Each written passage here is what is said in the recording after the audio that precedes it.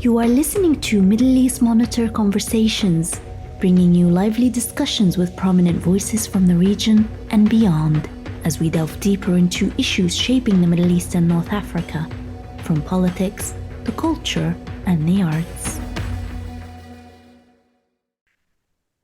Hello and welcome to another conversation with the Middle East Monitor. My name is Naseem Ahmed and I will be your host. This week we are talking to Professor Mahmood Mamdani.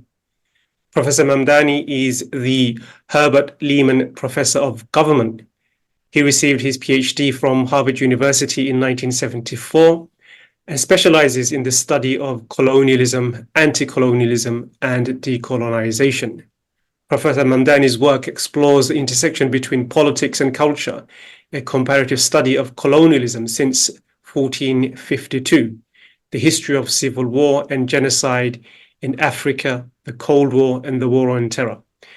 He has a number of works, and his latest is called Neither Settler Nor Native, The Making and Unmaking of Permanent Minorities, published by Harvard in 2020. It was shortlisted for the British Academy Book Prize for Global Cultural Understanding. Thank you for joining us, Professor Mamdani. Thank you. Thank you for inviting me. So today, based on your book, today we'll be exploring some of those ideas, including the historical and political forces that are shaping the current war, crisis in Gaza. And we'll be asking Professor Mamdani about his insights on concepts such as de-Zionisation and what that means. And to get us going, Professor Mamdani, I want to first ask you, drawing upon your extensive knowledge as a historian and a political theorist, how would you analyze the roots and dynamics of the ongoing atrocities in Gaza? In your view, what deeper historical political forces are at play beyond the surface level explanation and focus on what we've seen so far, individuals like Netanyahu, other simplistic narratives about Israel's security. There are, of course, as you cover in your books, other underlying forces that we must be taken into account if you are to really understand what we are seeing in Gaza at the moment. Well, if you're looking for deep causes, I would suggest that one begin with the colonization of Palestine. Not just the colonization of Palestine by Britain, but towards the last part of British rule, a new kind of colonization by a proxy force, which could only colonize Palestine with the direct assistance of the imperial power. And this proxy force was Zionism.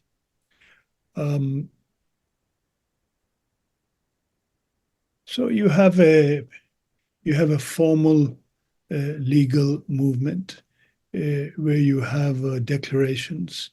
You have the Balfour Declaration, where Britain declares that Palestine is a home for the Jews. And then you have the UN declarations towards the end of the Second World War, where the UN sanctions the partition of Palestine. There are all kinds of questions about the population of Palestine, the Jewish, the figures between the numbers of Jews and the numbers of Palestinians, because these are not of one religion. They are of several religions, and the territories assigned to the minority population of Jews, and much less territory assigned to the majority population of Palestinians. But that became secondary because the Zionist authorities had, I think now one can say almost from the outset, their larger ambition was to swallow the whole of Palestine. and began a sort of phased expulsion of Palestinians from their land, known as the Nakba, and beginning in a sort of a major show of force, and then interrupted for some time. And most people see the current violence against extreme violence, murderous violence against Palestinians in Gaza as a continuation of the Nakba. So the basic cause is settler colonialism, which seeks the land of the colonized more than it seeks their labor. We'll unpack some of that during this conversation. One of the key things in your work is to show how nation building has always been a genocidal project. Ideologically, if one embarks on nation building, genocide, ethnic cleansing is inevitable. A lot of times when we look at Israel-Palestine, we seem to forget that there's still an ongoing nation-building project in what was historic Palestine. And we forget to see the existing violence of the genocide that's taking place in Gaza now in the context of the wider nation-building project that began in 1947-48 in historic Palestine. So the question I wanted to ask you is it always the case that genocide is always baked into every nation-building project, and at what point does genocide become inevitable? Well, first I would caution us and suggest we not think of the nation-building project as the underlying cause, but the project to build a nation state. It's the joining of the nation in the state, which is problematic. Nations can exist without states. Nations can think of different places as homes, and it still doesn't have to lead to this kind of outcome. So the nation-state project originates in a particular period. This is the period that follows the Crusades. It is the period where the Pope is directly organizing Christian nobles and getting them to actively participate in the Crusades on the promise that their sins will be forgiven. And the larger project is the creation of a state of Christians. The nation-state project, broadly speaking, has two phases, and I think we need to distinguish the phases from one another. The opening phase is that it is not just a state of Christians that the Pope or the Church wants to build, but a state of Catholics, and then a state of Protestants that those who are left out seek to build. So once they create a state of Catholics, the non-Catholics are a minority. Initially, of course, these are Muslims and Jews in the Iberian Peninsula. Either they are forcibly converted or they are forcibly expelled. So the immediate result, not the end result, the immediate result is ethnic cleansing. And then you have, once they've taken care of Muslims and Jews, then there's the question of Protestants. And everywhere you begin to get the spread of religious schisms between different Christian sects, but mainly between Catholics and Protestants. So this nation state creates a permanent majority in the Iberian Peninsula, a Catholic majority, and permanent minorities, Protestant minorities in the Iberian Peninsula. So the question is, what do these minorities do? Well, they seek to create their own state elsewhere. So everywhere you have this conflict between two groups of Christians, majority and minority, and the spread of religious wars, until we get a solution to it. And the solution to it is known as the Treaty of Westphalia, which comes about 2 centuries later. And that solution is based on a philosophical notion advanced by John Locke, the English philosopher. And Locke basically suggests that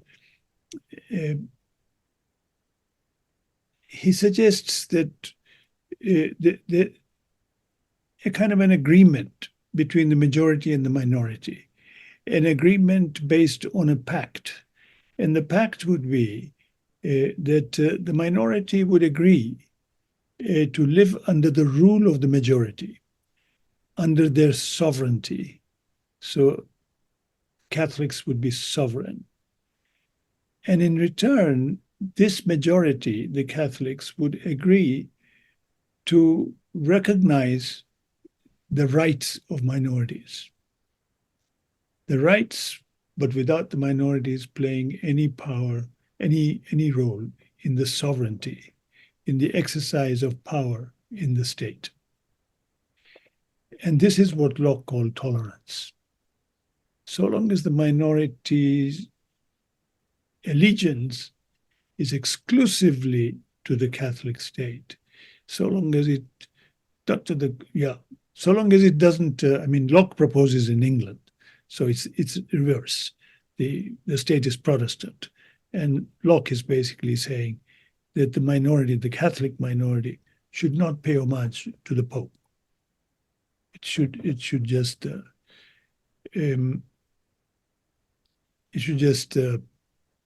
obey the laws of the Protestant state. So bringing this analysis to the contemporary period, I guess, one of the reasons why you're seeing a lot of conflicts and wars in, say, in Africa and in the Middle East, and not, say, in Europe, is because the nation-state building and the genocide that's required and the ethnic cleansing that's required in the nation-state building in Europe has already taken place, and Europe has undergone that transformation through the ethnic cleansing, and that issue has been settled.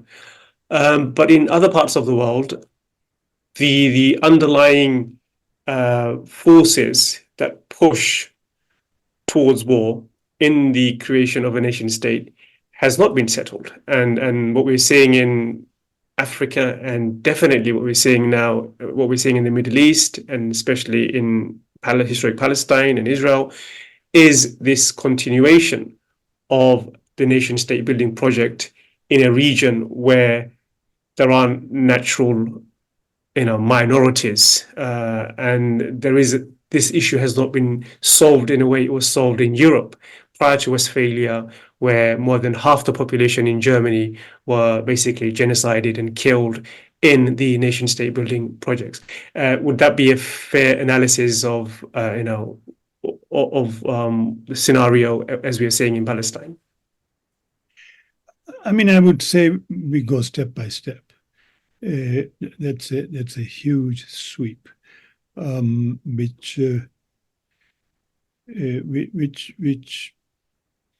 which may be difficult to take on in one fell sweep. But let's go to Palestine. When the state of Israel is established, the Zionists want a Jewish nation state, but they want a liberal Jewish nation state. They want a Lockean style nation state. They want a nation state where sovereignty will be exclusively Jewish, but they will acknowledge rights of Palestinians who are citizens of Israel, not Palestinians who are not citizens of Israel. So the Palestinians who are not citizens of Israel are governed under military law. Palestinians ultimately in the West Bank, in Gaza, etc., these are under military law. But the Palestinians who are citizens of Israel, about 20% now, they can vote. They can even run for elections, but they do not participate in power. So that's the arrangement under which the state of Israel reproduces itself. But then it changes. It doesn't have a written constitution, but its basic laws. It changes its basic laws so that Israel becomes an exclusively Jewish state where minorities do not have the rights in a liberal nation state. Israel transits from being a liberal to an illiberal nation state. So that's the big shift that happens. And once that shift happens, the ground is clear for ethnic cleansing. Once that shift happens, the settlers get a nudge, and they I mean, there's no stopping them. There is basically a state recognition that Eretz Israel, the land of Israel, is more than just what is covered by the state of Israel. And the settlers have the right to move in all directions, from the river to the sea, as the Likud party platform said. So that's where we are at now. We are in this phase of active ethnic cleansing, shading into genocide, because that ethnic cleansing has been opposed, and the opposition to it had been intermittent, and the Israeli response had been intermittently what they call mowing the lawn, every 2-3 years, killing a number of Palestinians in Gaza, and making things right, restoring peace. It's also been an Israeli effort to sort of follow some classic colonial strategies, which is summed up in the Roman adage, divide and rule, which the British adopted, and basically to ensure that a single Palestinian authority does not coalesce. So playing upon the division between Fatah and Hamas. And ironically, Israel considered Hamas the weaker side, and therefore decided to accede internal governance to Hamas, to accede foreign assistance coming from outside, so it would make sure that Israel doesn't have to pay the cost of its own colony, so that was.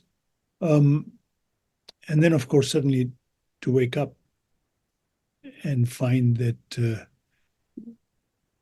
what it had reasoned and thought was a wise and efficient strategy of control had turned out to be the opposite.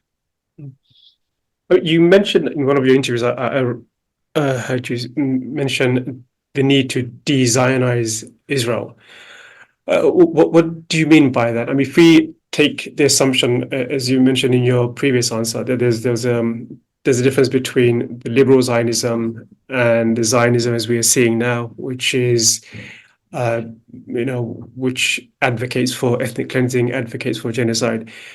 not advocates for genocide, but genocide becomes almost a necessity. Apartheid becomes almost inevitable in this version of Zionism. So when you say de-Zionization, do you mean a return to a different form of Zionism? Is that even possible? Can you have a liberal Zionist project that does not require the ethnic cleansing of Palestinians from their historic land? So what do you mean by de-Zionization as a prelude to settlement and peace in Palestine? So religion exists in civil society, okay, everywhere. Hinduism exists in India. Islam exists in Pakistan, Bangladesh. Buddhism exists in Sri Lanka. Christianity exists throughout Europe. So to de-Zionize the state, to make a clear distinction between the state and religion, is not to remove religion from society. It is to remove religion from the state. To de-Zionize the state is to ensure that the state does not portray itself as a state of one part of society, even if that part is the majority, right? That it acknowledges diversities within society. And the question of majority and minority is not taken as a permanent question, but it is a question which is settled at every election in a democratic contest, where the presumption is that the majority can change. And the minority is not permanently a minority. It can hope to become a majority one day. And the assumption, therefore, is that majorities and minorities in the political sphere do not have to be defined by their religion. They would be defined by their politics, by their political allegiance, and by the program that they follow. So this separation of state and society is key to de-Zionize the state. Zionism can exist in society. Israel can be a homeland for Jews, but that doesn't mean that it has to be a state of the Jews. The two things are different. Okay. Yeah. So it goes back to the 2018 nation-state law, where Israel claims that it is a nation-state for Jews only, and of course many other laws where it claims that it's the nation-state of Jews across the world, which by necessity means that a Jew in London has more rights than a Palestinian in Israel or Palestinian in Palestine. So these are the laws which you're alluding to. I'll have a final question on how we can have a different paradigm, a different way of looking at this. So there can be an end to occupation, an end to apartheid. But before we do that, I wanted to get your thoughts on the difference between immigrants and settlers. I mean, you've done a lot of work on that. Can you elaborate on that distinction between immigrants and settlers, particularly the difference between, say, the Zionist settlers and Muslims who have settled in Europe? Because I ask this because one of the things that's becoming increasingly common is that this is from the Israeli side and the pro-Zionist side, is that they say, you know, what the Jews did in Palestine is no different to what the Muslims are doing in Europe. Muslims are coming here as immigrants, they are settling here, and they are becoming part of the fabric of Europe. Likewise, the early Jewish Zionist settlers went in there into Palestine as immigrants. They settled there as immigrants. They became part of the fabric of the society. Is that true? I mean, is there a distinction? Should we see a distinction between the way the early Zionists went in and how Muslims came to Europe, for example? Well, in a strict sense, it is not true. First of all, Jews have been in the land of Palestine for a long period, not even as immigrants or settlers, but as part of the natives of Palestine. They've been there. Then Jews began to come to Palestine as immigrants, seeking a homeland. They began to come as anti-Semitism rose in Europe, and they wanted to get away from this persecution. So they came to Palestine individually. Then there was an organized immigration in the 20th century. There were three different phases of organization. They are known as aliyahs, three aliyahs. Aliyah means ascension, moving up. So the first aliyah is an organized immigration project. But the immigration project didn't really work because its backers had an object more than just immigration of individual Jews or Jewish families. They wanted to create a Jewish state. And they saw that the Jews who immigrated just melted into Palestinian society. They were just scattered, different, leading their own lives. And this changed the nature of immigration. The second and the third aliyah were organized projects, not just for Jewish immigration, but projects to create a Jewish state. So now, if they bought land, no Palestinian would be allowed to be settled on that land. Only Jewish settlement. If they created a cooperative, no Palestinian would be allowed to join that cooperative.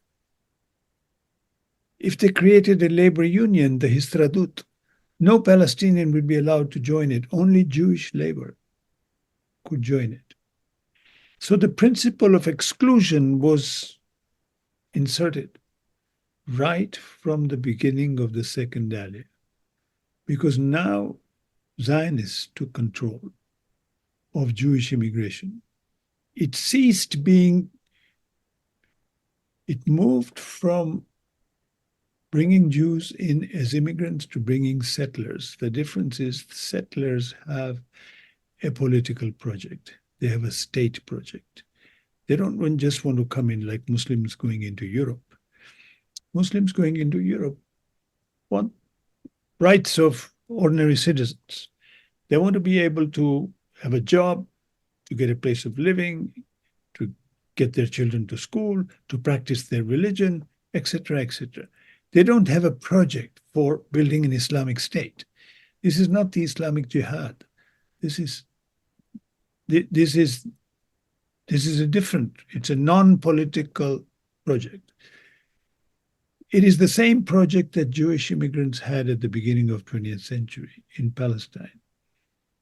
But with the beginning of the Zionist movement, the project changed. Now, this project led to a big schism, divide inside the Jewish community. There were those who supported Zionists and those who opposed Zionists. So some of the most well-known Jews, like Albert Einstein, like Sigmund Freud, like Hannah Arendt, they opposed Zionists. When asked to sign letters of support for the Zionist movement in the 1940s, they refused. And they said, this will lead to a disaster. So the first big split was inside Judaism itself. So this is, I mean, it's very important to realize that, one, today, more and more Jews are beginning to become skeptical of the settler project. More and more Jews realize they are safer in America than they are in Israel. They realize that homeland is not the same thing as state. You can have a homeland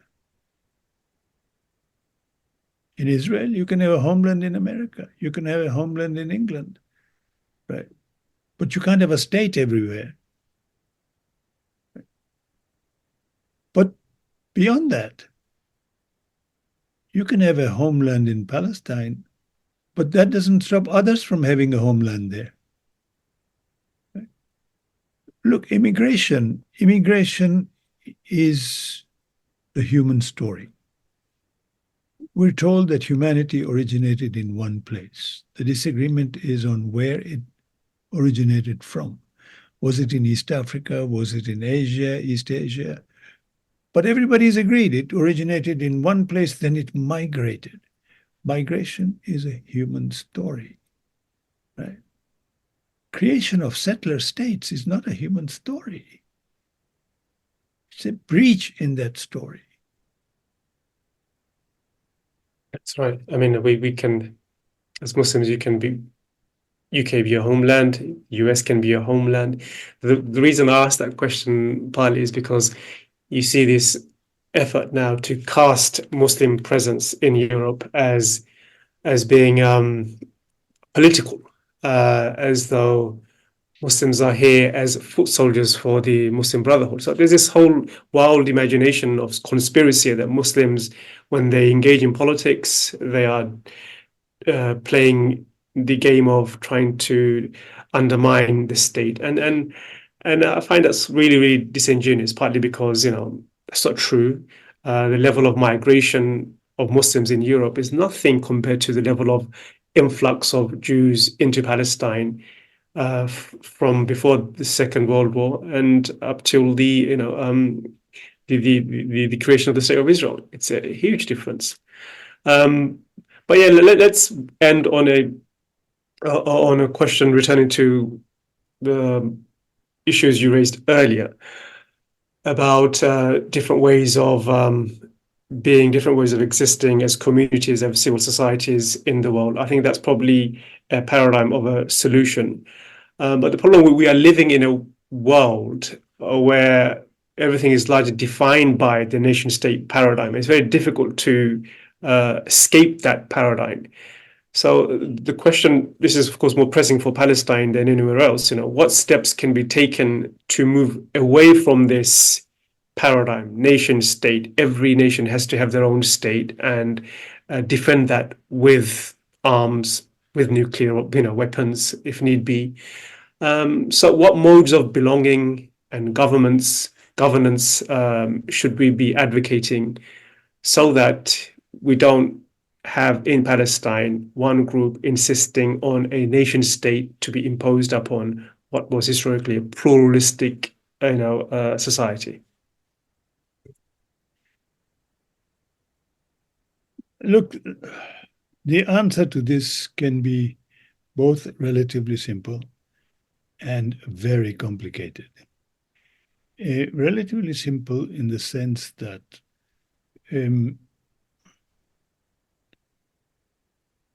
the countries of Europe and America, where Europeans migrated and set up a settler state, have suffered the consequences of holding on to a nation-state model. And it has forced them to relinquish that model to some extent or another. The model has been relinquished the most in the US. And it was relinquished after the Civil War. Because in the Civil War, during the Civil War, there was a confederacy in the US. And the confederacy was understood as a union of different nation states. Americans thought of having brought the European model to America. Each group had brought its own nation state. And citizenship in that confederacy was citizenship of a state, not of the American Confederacy. There was no such thing as a citizenship of the US Confederacy. If you were a citizen of Georgia, you didn't automatically become a citizen of another place. You had to apply for it. After the Civil War, Lincoln came up with an ingenious solution in his Gettysburg speech, where he basically says that we are going to be born again. We are going to change the nature of citizenship from descent to a new principle, and that new principle is residence. So every person born in the US will be a citizen of the US, not of the estate in the Union. And whether you become a citizen of the US or not will depend on where you live, your residence, not your descent,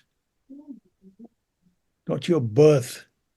So this is a dramatic, because it meant that a person born in Alabama could move to California, and the next day that person would have the same rights as a Californian would, right? And this change, of course, took place over the question of African Americans, African slaves in the US, right? Because it is the different states of the Union, the southern states in particular, which claimed to decide the political status of African slaves. And now the federal government, no longer a confederacy, but a federation, said, no, you don't decide. We decide. If they live here, they are citizens. 14th Amendment, 15th Amendment. Right? So if you introduce that principle everywhere else,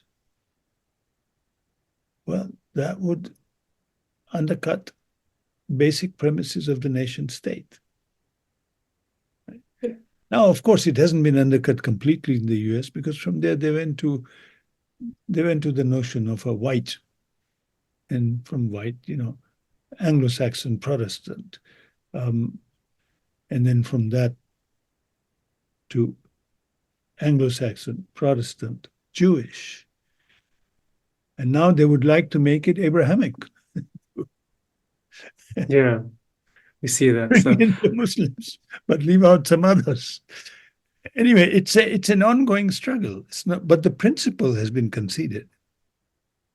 yeah, and I guess the quest or the challenge is to apply that principle in Palestine. If you were to apply that principle, then you would have some form of one state scenario where you have various nations, Jews, Christians, Muslims, Armenians, and all the other various nations that are indigenous to that territory would see Palestine, or whatever you want to call it, Palestine in our case, a home of many different nations within that state.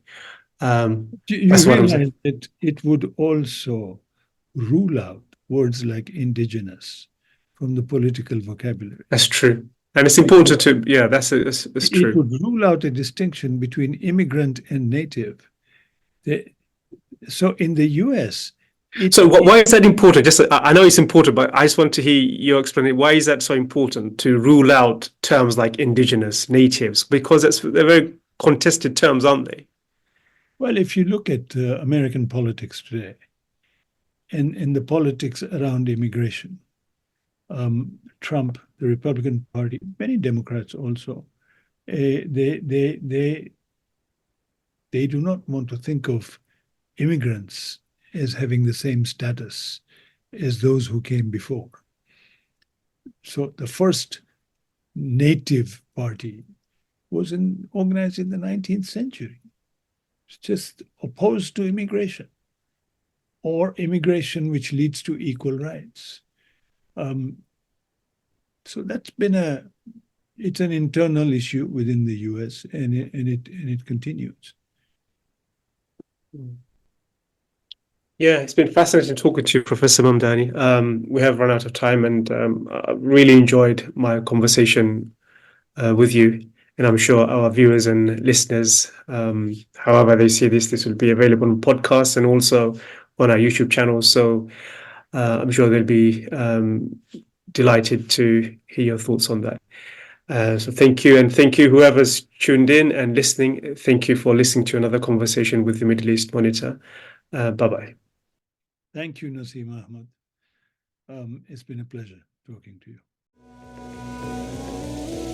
This was Middle East Monitor Conversations, brought to you by the Middle East Monitor in London.